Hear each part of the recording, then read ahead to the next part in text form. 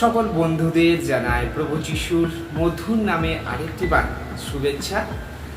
আর আমি বিশ্বাস করি যে ঈশ্বর আপনাদের সেই পরিবারের প্রতিটা মেম্বারকে ঈশ্বর সুস্থ রেখেছে এবং ঈশ্বর সেই আজকে আমাদের জীবনে নতুন একটা দিন আর ঈশ্বর আমাদের জীবনে তিনি যুক্ত করেছেন।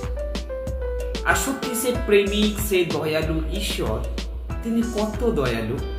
আমাদের জীবনে আরেকটি নতুন দিন উপহার স্বরূপ তিনি দিলে আমাদের জীবন তিনি যুক্ত করেছেন। আর তাই সত্যি তিনি একমাত্র ধন্যবাদ পাবার যোগ্য। আর তাই আসুন আমরা তারই ধন্যবাদ করব আজকে।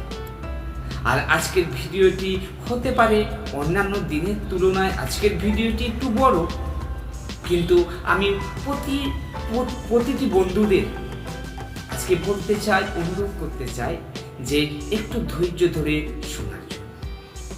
কেননা আজকের এই ঈশ্বরের বাক্য, এই ঈশ্বরের কথা আপনার জীবনে আশীর্বাদ হতে পারে যে আজকের এই বাক্য আপনার জীবনে অনেক শিক্ষা দিতে পারে আপনাকে। তাই আমি প্রত্যেকজনকে অনুরোধ করি যে ভিডিওটি সেই ধৈর্যপূর্বক শোনার জন্য। চলুন তাহলে আজকে আমরা এই সময় সেই ঈশ্বরের সে ধন্যবাদ করব তার বাক্য পাঠ ও সেই শ্রবণের মধ্যে। চলুন তাহলে দেখি যে আজকে ঈশ্বরের বাক্য আমাদেরকে কি বলে।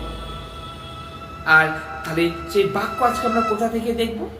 আর আজকের বাক্য আমরা দেখব সেই প্রথম সামুয়েল তার 12 অধ্যায় 23 ও 24 পদ। আর সেইখান থেকে আজকের বাক্য আমরা দেখব। আর চলুন তাহলে পাঠ করি আর আপনারা শ্রবণ করুন। আর সেইখানে বলে যে আমার দিক থেকে বলতে পারি, আমি সব সময় তোমাদের হয়ে প্রার্থনা করব। প্রার্থনা বন্ধ করলে আমি প্রভুর বিরুদ্ধে পাপ করব। আমি তোমাদের সত্য পথের বিষয়ে শিক্ষা দিয়ে যাব, যেন তোমরা সৎভাবে জীবন যাপন করতে পারো। তবে তোমরা অবশ্যই প্রভুকে সম্মান করবে, মনে প্রাণে তোমরা প্রভুর সেবা করবে। তোমাদের জন্য তিনি যে সব মহৎ কর্ম করেছেন সেগুলি মনে রাখবে। আর প্রিয় ভাই বোন, আজকে যেটি আমি বলতে চাই যে আজকে প্রতিটি মানুষের জন্যই বলতে চাই, শুধুমাত্র খ্রিস্ট বিশ্বাসীদের জন্য নয়, আজকে প্রতিটা মানুষের জন্য বলতে চাই।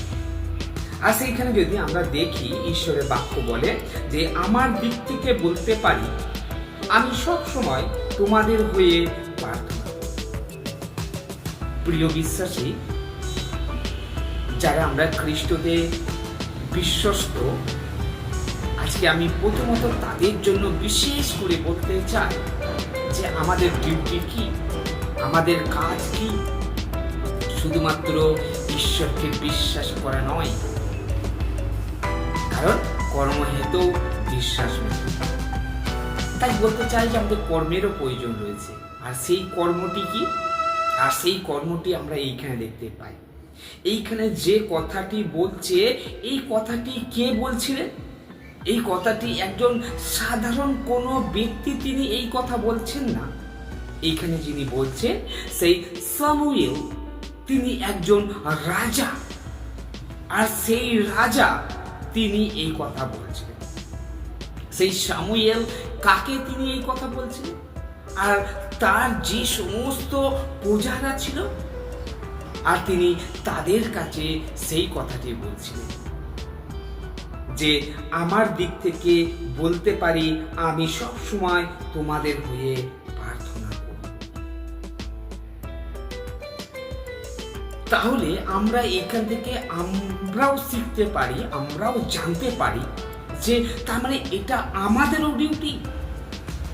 শুধুমাত্র আমরা অনেক সময় অনেক কেউ যারা রয়েছে যে শুধুমাত্র আমরা আমাদের জন্য প্রার্থনা করি বা আমাদের পরিবারের জন্য প্রার্থনা, কিন্তু না, আমরা যেন শুধু আমাদের জন্য নয়, আমরা যেন আমাদের পরিবেশ, আমাদের চারিপাশে যারা রয়েছে, আমরা যেন তাদের জন্য প্রার্থনা করি। আমরা যেন সমস্ত পীড়িত, দুঃখার্ত, শোকার্ত, আমরা যেন প্রতিটি মানুষের জন্য যেন আমরা প্রার্থনা করি। তারপরের কথাটি কি বলে, যে প্রার্থনা বন্ধ করলে আমি প্রভুর বিরুদ্ধে পাপ করব। চিন্তা করুন, সেইখানে একটা ভয়ের একটা কারণ দেখা যায়, যে এটি সামুয়েল কথাটি কেন বলছিলেন তাদেরকে, কেননা ঈশ্বর তাকে আদেশ দিয়েছে, ঈশ্বর তাকে বলেছে প্রার্থনা করার জন্য। প্রিয় ভাই বোন, ঈশ্বর আমাদেরকেও ঠিক একই রকম বলেছে।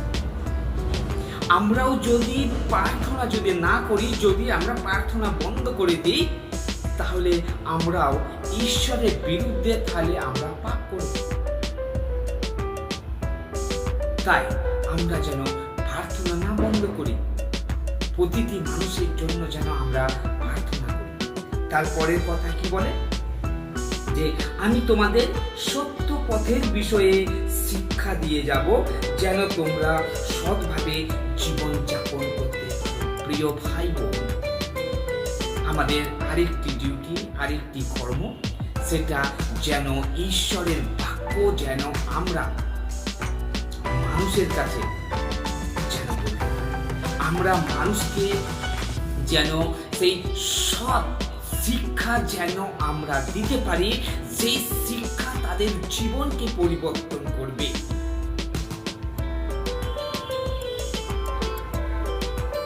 তারপরের বিষয়ে আমরা যদি দেখি, আর সেইখানে আমরা দেখতে পাই, তবে তোমরা অবশ্যই প্রভুকে সম্মান করবে, মনে প্রাণে তোমরা প্রভুর সেবা করবে।